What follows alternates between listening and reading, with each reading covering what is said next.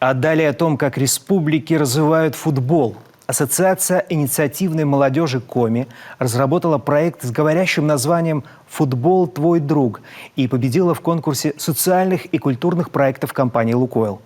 О том, что было после, расскажет Виктория Палкина. Трансляция каждого матча, разбор спорных моментов. Все как во взрослом футболе. Турнир в рамках проекта «Футбол – твой друг», который реализовали на средства компании «Лукойл», собрал команды 4 районов – Усть-Куломского, Уссыльмского, Ижемского и Уссыльмы. А это уже мастер-класс от игроков новой генерации. Хорошая координация, полный контроль мяча и, конечно, уважение к сопернику. Вот лишь немного о чем успели рассказать профессиональные футболисты своим юным поклонникам. Сегодня в регионе многие понимают, что именно мини-футбол – тот вид спорта, который стоит развивать. При этом крупных вложений он не требует. У нас вся республика в массе своей – это труднодоступные отдаленные районы, да?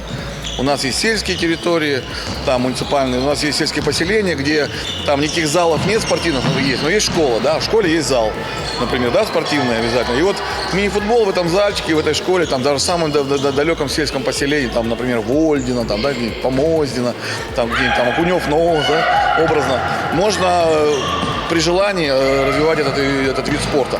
По информации регионального Минспорта, футбол и мини-футбол в тройке самых популярных видов спорта у школьников нашей республики.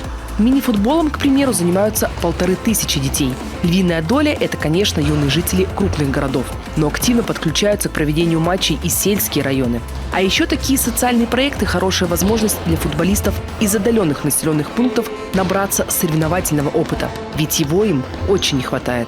Такие проекты дают возможность маленьким спортсменам посетить город Сыктывкар и напрямую пообщаться с лидерами даже сборных команд России.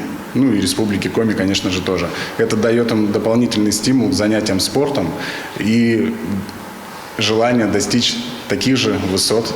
Впрочем, юные спортсмены понимают, путь в большой футбол – это постоянные тренировки и сила воли, а еще поддержка тренера и взрослых.